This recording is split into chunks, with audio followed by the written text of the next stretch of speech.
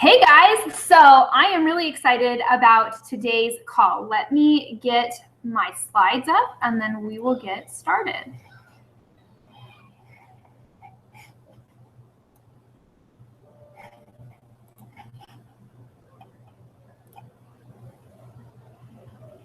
Hold on just 1 second, guys.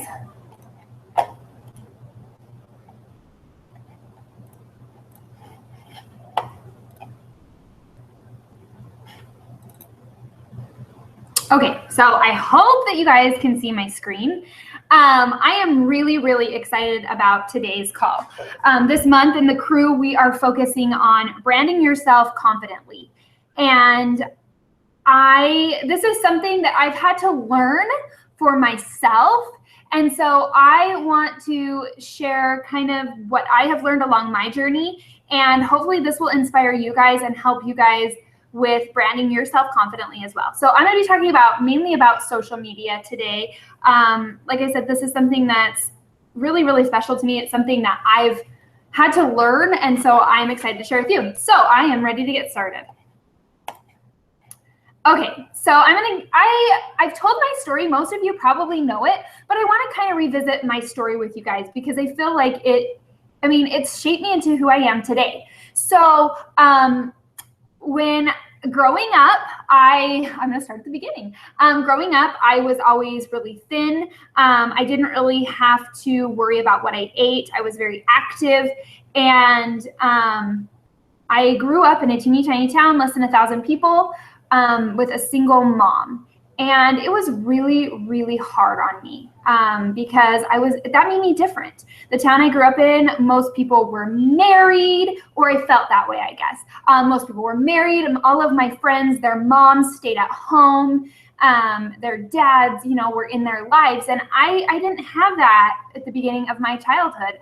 My dad really didn't want anything to do with me. And so I felt different, and I was always just different. I grew up, and I tried to fit in. I never really had a group of friends,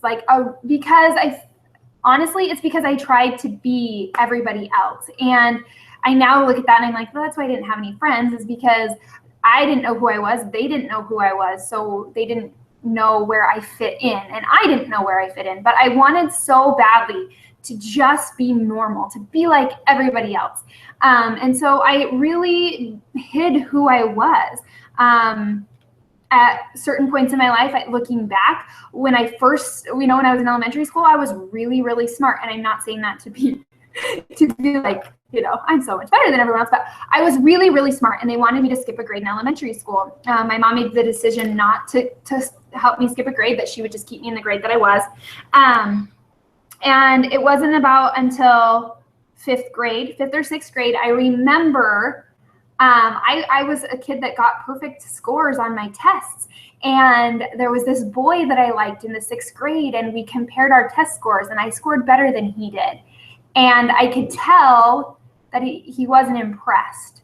And I kind of looked around, and I realized that boys like girls who aren't smarter than them, or at least that was what I realized, in my sixth grade brain.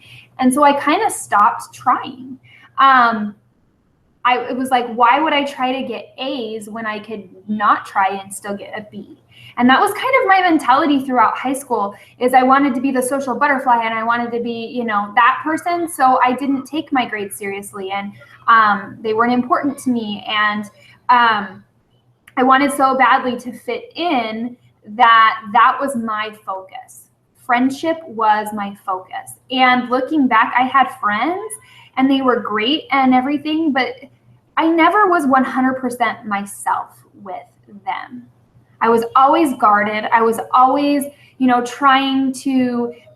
was always calculating things in my brain. If I do this, how will it, affect everyone? What will they think of me? If I bought something, it was very calculated, like this outfit, what statement is it going to make? And then I went to college. I graduated high school. I went to college, sort of. And I was so focused on relationships and friendships. And everywhere I went, I was looking, for a friend or that guy. And I ended up getting kicked out of college because I didn't focus on my grades, because I didn't know how to, because I never did it in high school, because I got by with decent grades. I didn't have to study. And when I got to college, I didn't realize that things would have to change. I wasn't myself. I then got married in 2010. I met my husband. He saved me from a very, very, very not healthy relationship. I moved in with a boy. I will call him a boy. He is not a man, who treated me terribly. He mentally and emotionally abused me all the time. There were times when he would attempt to kick me out of my own car because I turned the radio up too loud. I got in trouble. If the dog did something, I got in trouble for it, not the dog. And so I ran away from home to be with this boy because I didn't know who I was and what I wanted in life. And I turned around and ran away back home a couple months later and met my husband, who saved me. And he, helped me see, I don't know if you believe in God, but I believe in God. And he helped me realize that you are never too far gone, that God will always love you. So he really helped me start to embrace. He loved me for who I was. He loved me, flaws and all. He loved me because, no matter what my circumstances were, no matter who I was, he loved me. We got married in March of 2010. We moved really fast. So we met in August, got engaged in October. We got married by March. We found out we were having a baby in June. And then we moved to Minot, North Dakota, which is 1,000 miles away from our family. And we were 20 years old. My husband was starting a business. I was pregnant, didn't know anybody. And I kind of, fell into depression. I had our daughter in 2011, and I fell into depression. I did not know who I was. I didn't know who I was before, you guys, but I did not know who I was. If you look at the picture on the bottom right, that was me. And on the left side, you can tell the difference. But I did not know who I was, because here I was, this 21-year-old mom, and I felt like I had to be a certain way. I felt like, okay, you're 21 and you're a mom. And because you're a mom, you cannot dress in the way that you wanted to dress before, because that's immature. If you want people to take you seriously. This is legitimately things that went through my head. I wore t-shirt and jeans. That was not me in high school. That was not the person I was. I was the girl who dressed, in funky clothes and made a statement. And here I was, t-shirt and jeans and a ponytail every single day. I know mom jeans are coming back, but they were not back. They were not in then. And I lost myself, and I didn't know who I was. And I would cry at night, telling God that I understood if he took my baby from me because I didn't feel fit to be a mother. And I lived like that for 2 whole years. 2 years. It wasn't until I had my little boy in December of 2012, my kids are 22 months apart, that I realized that something had to change. I needed to change because I wasn't that bubbly person that I wanted to be. And I needed to it wasn't fair to my family, and it wasn't fair to me. So I started working out at the local YMCA, and I really loved how I was feeling, because all of a sudden I was gaining confidence. And it wasn't because, I want to make this clear, it wasn't because of the weight. Honestly, I didn't realize how much I had changed physically until after I started coaching. I still thought I looked the same. I don't know, mentally, I looked in the mirror, but I didn't like the person I saw in the mirror because I didn't recognize her personality. I didn't see that light inside of her anymore. And so I started going to kickboxing classes, and all of a sudden I'm passionate again, and I'm excited, and I'm happy, and I'm energetic, and I'm feeling like Wonder Woman. And so I started doing kickboxing, but with my little boy, he was colicky, he had acid reflux, he didn't feel very good. It was really hard to go to kickboxing classes at 5 a.m. I had to leave my house at 4:30 in the morning. So I told my husband, I don't know what to do, but I can't quit, because if I quit, I don't want to go back to the girl I was before. So he was like, what if we do insanity? I had no idea what insanity was, but I was like, yeah, I do kickboxing. Let's do this. So I started doing kickboxing, we got insanity. And I remember the first day, it was like, I wanted to throw up. I may have almost thrown up. I was laying on the floor in a pool of sweat, panting and thinking to myself, this is awesome. And that's where my love for Shanti came. But then there was this prideful person that decided that she could do kickboxing and insanity because, I mean, hello, I had goals. I wanted to, get healthy and feel better about myself, and it was helping my confidence so much. So I did both kickboxing and insanity. Well, that didn't work so well because my feet gave out on me. I ended up crawling around my house for an entire week because I couldn't walk. I ended up going to a doctor, and he was like, you have to do it. I started doing insanity in about April or May of 2013. And in the fall of 2013, I started kind of looking for a part-time job. And it wasn't because necessarily that we needed it financially, although that would help. It was more or less because I all of a sudden I was wanting friendship again. And I had kind of found myself a little bit, and I wanted to, to get out and meet people and stop being a lonely little housewife living on my hill. And I started looking, and I found some part-time jobs, but I did the math, and I was only going to be bringing home like $20 a month for going to a part-time job. Once daycare and all of that was taken care of, it's not worth it. I had my babies, I wanted to raise them, And so I'm like, gosh, I just don't think I can do this, but I need something. And right about that time, Brittany Hunting messaged me and said, hey, there's this lady on my Facebook. I don't really know her, but she's looking for a fitness coach, and I think you could do that. And I'm like, what? I didn't know what she was talking about because I wasn't the girl who watched the infomercial at the end of our workout. So I messaged my now coach and said, hey, I want to know more about this coaching opportunity. She sent me a webinar, and I watched it, and I was like, yep, this is what I'm meant to do. And I signed up as a coach. And I probably has a meeting for this call. But anyway, I signed up as a coach. I signed up as a coach at the end of October of 2013. And what I started doing was I heard all these things about, I didn't really work the business until January of 2014, but I kind of dabbled. And I heard all of these things like success leaves clues.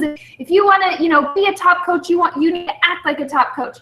And, and so I started following people like Melanie Mitro, Lindsay Matway, and Brigitte. And I just was like, gosh, these people are incredible.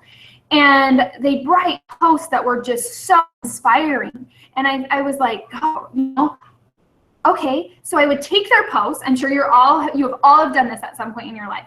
I took their posts, I copied it, pasted it, changed a few words, made it sound like me, put my own picture with it, and posted it. And the engagement sucked. Like, yeah, I got a few people who liked it, but not compared to what they were doing. And I didn't get it. I didn't understand why was Melanie Mitro, Lindsay Matway, why were these ladies having such incredible success with their posts and I wasn't? And it clicked. It's because I was trying to be them. The reason that their posts were working for them is because they were sharing themselves unapologetically. They were being true to them. They weren't copying and pasting somebody else's post. They were doing their own dang posts. They were listening to their own creativity inside their brains and taking that and sharing it with the world. And because of that, they were seeing success. So the magic really happened when I stopped trying to be everybody else. That's when the magic happened. That's when all of a sudden people were starting to like my posts because I was being me and true to myself.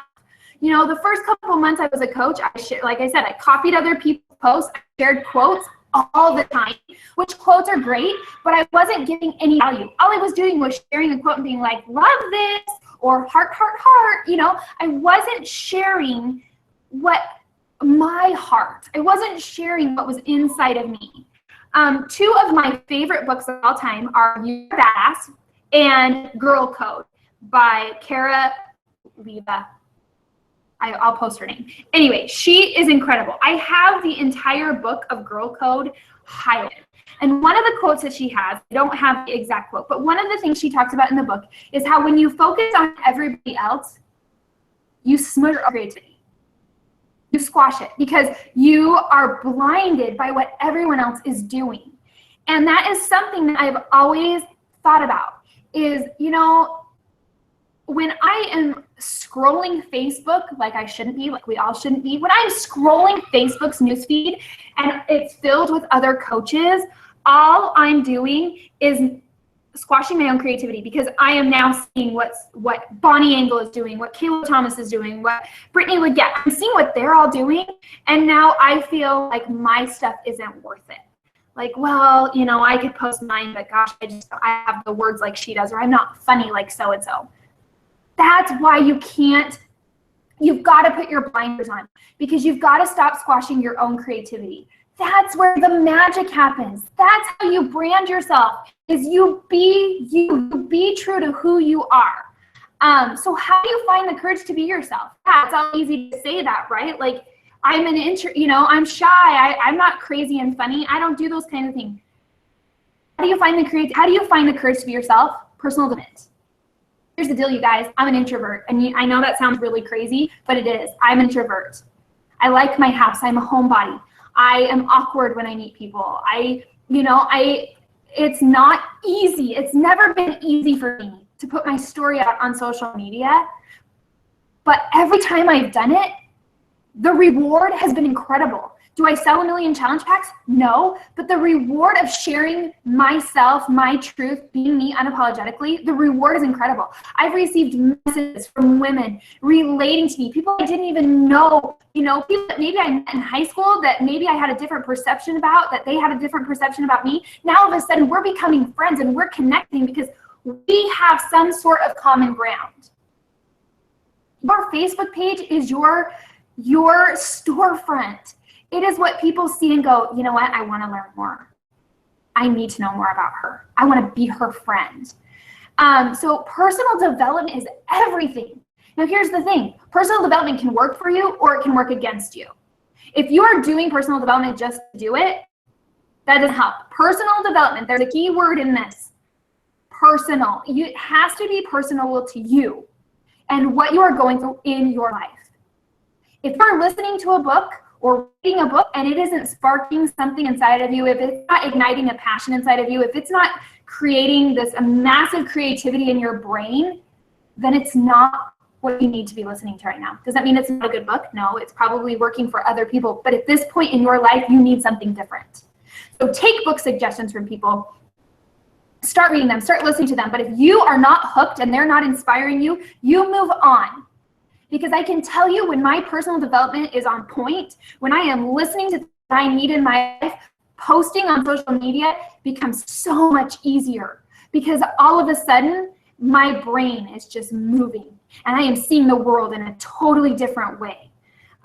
Because when I started doing personal development and really doing it, not just reading Pinterest quotes, but really reading and listening to personal development, my world around me started changing. I don't know about you guys, but I can now watch a movie with my kids.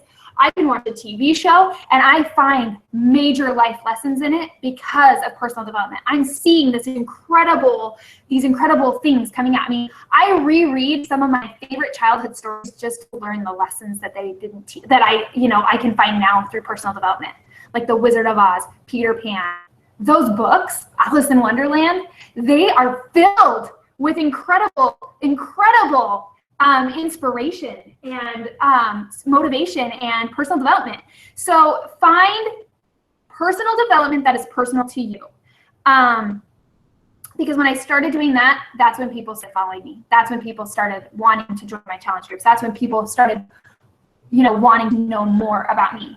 One of my favorite TV shows, I'm going to talk about this in the call today, is one of my favorite TV shows is The Unbreakable Kimmy Schmidt. It's kind of weird, it's kind of quirky, but guess what? I'm weird and quirky and I own it. It is one of my favorite TV shows of all time. And there are so many different life lessons you can learn from Kimmy Schmidt. So really quick, if you haven't seen the show, it's kind of strange. It's about this girl, Kimmy. who was trapped in a bunker for 15 years.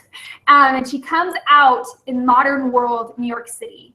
And she's making friends, and it's just her life. It's an uplifting and a funny show, and lots of nonsense that comes along with it. So the best thing about this show for me is Kimmy's positive attitude. Even though she was trapped in a bunker, she'd been led to believe the world had ended, she still maintained an optimistic outlook and tried to keep everybody's spirits uplifted.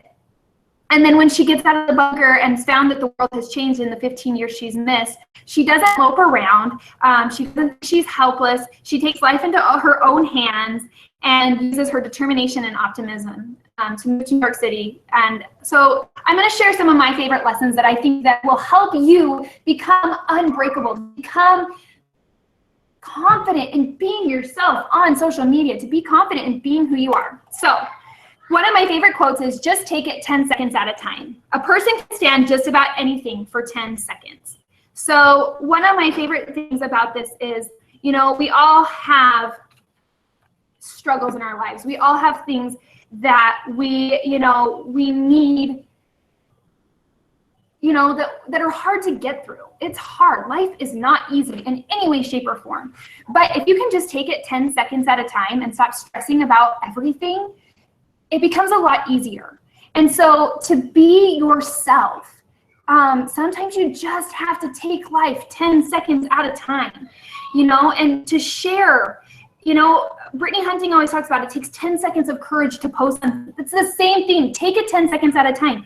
If you have something that you want to share, you have something on social media and you sit down and write it and you're feeling really, really scared to post it, chances are someone needs to hear it. So take it 10 seconds at a time.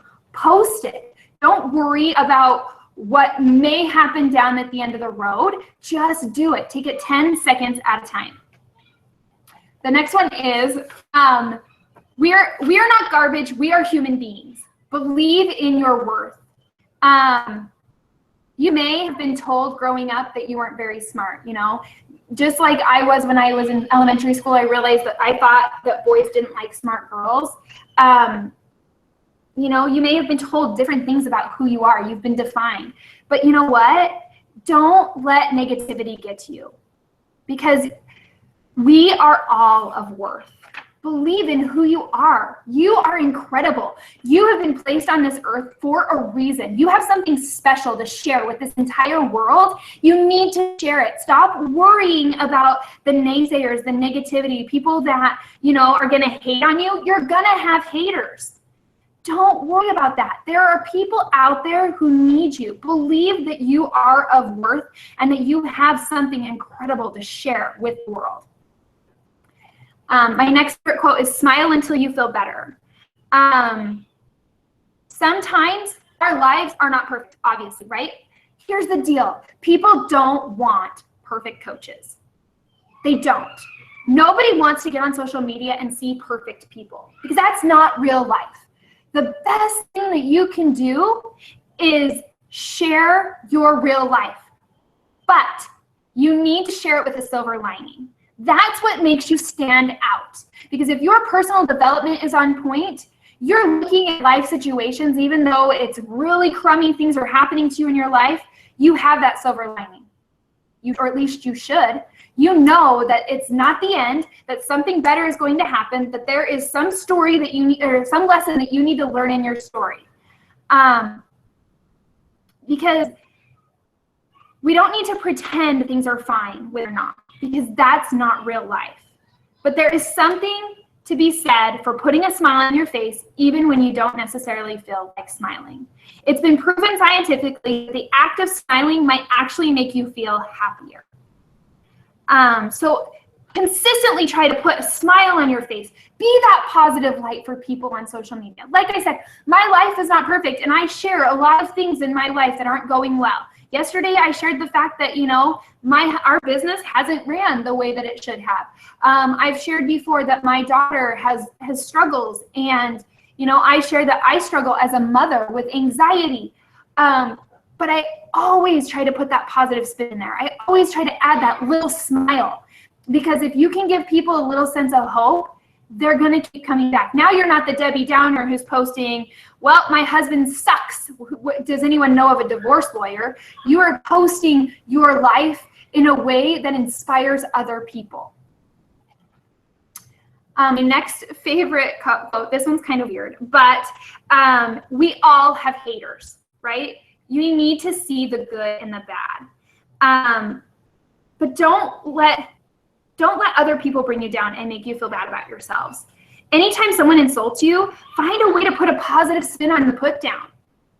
You know, if someone is going to try to make you feel, go out of their way to make you feel bad, put a positive spin on it.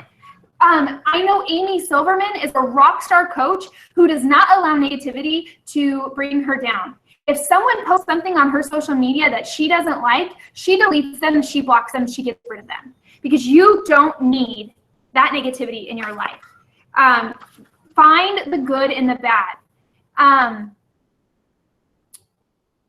Turn those things into positive things. Even when you have to go through tough stuff, finding the good helps you overcome the challenges that you face. So something bad happens to you, it kind of goes along with about smiling, until you feel better. Something bad happens to you, share it. Share it on your social media, but put a positive spin on it. Make it something that other people go, wow, that is incredible. That is the person I want to be. Okay, be weird, be random, be who you are, because you never know who would love the person you hide. We are all weird. I'm going to say that right here, right now. We are all weirdos, right? We all have quirks.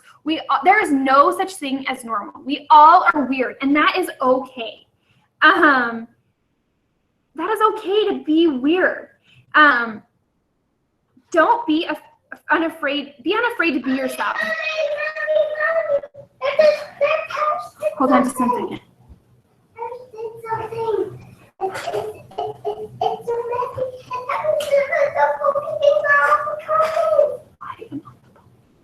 Go away.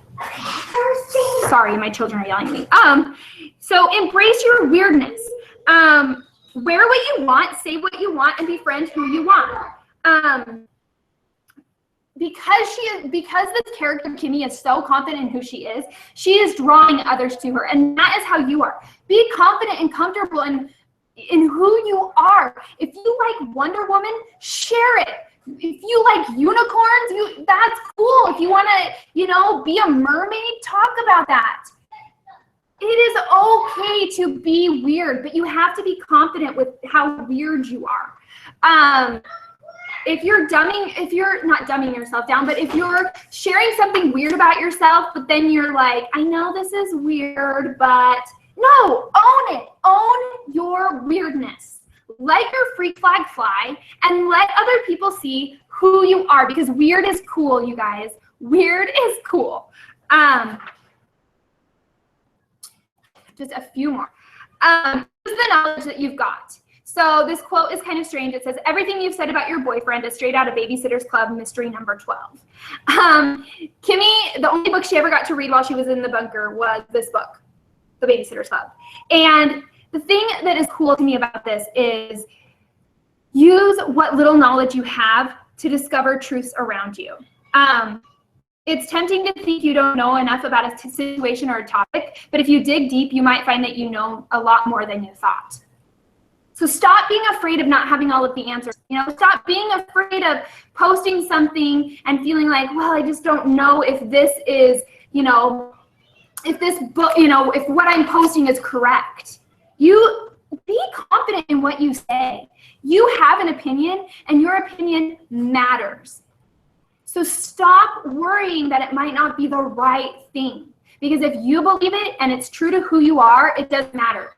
People don't care how much you know until they know how much you care, right? That's why we don't post on social media a bunch of stock images talking about all the different ingredients of Shakeology.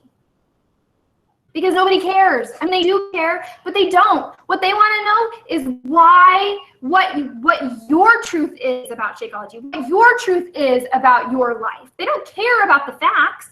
They do, but they don't care about the facts as much as they care about, the story and the heart. So trust your gut. The knowledge that you have inside of you you own it because it is incredible. You are, smarter than you think you are. Okay. Change is an inside job. Changing your outside isn't going to fix what's wrong on the inside. So many times we feel like, and the world feels this way, the world feels like if we change our outward appearance, and that instantly our world is going to be so much better. Our lives are going to be so much better. False. Your outside isn't going to fix what's wrong on the inside. And that's why personal development is huge. You can post pictures of your transformation. That's what makes Beachbody so incredible. We aren't just about the physical appearance. One of our 4 vital behaviors is personal development, because you have to know what's wrong on the inside so that you can change the world around you. It's an inside job. No matter what we do on the outside, if we don't work to change what's going on inside, we will never create real change. And that is incredible. So the reason that you have to do personal development is because that's what's going to change everything for you. It's going to change your business. It's going to change your life. It's going to change the world around you. You have to fix the inside. So be what you want, and then be what you want, and then become unbreakable. You guys, who you are is your brand. That is how you brand yourself on social media. You are yourself, plain and simple. It's sharing who you are unapologetically every single day on social media. So stop trying to be everyone's cup of tea. You don't like everyone, and not everyone will like you, right? There are people out there that you probably don't get along with. There are people that you struggle with. So why would you expect everyone to love you? You can't. So why would you try to do that? Just be you.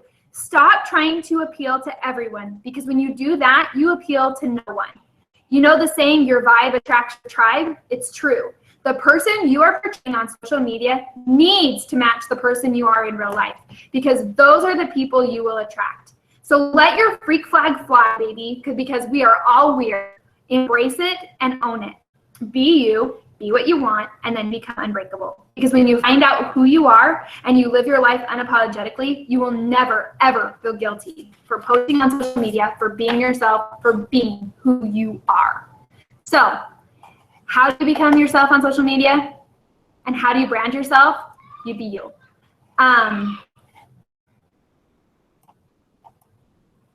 That is what I have for today. I hope that this gives you some sort of, inspiration to just be unapologetically yourself, to stand out, to say, you know what, I am pretty awesome, and I'm not afraid to share that. So thank you for jumping on. Next week, we will do a call similar to this one, and I hope to see you guys on. Have a good day.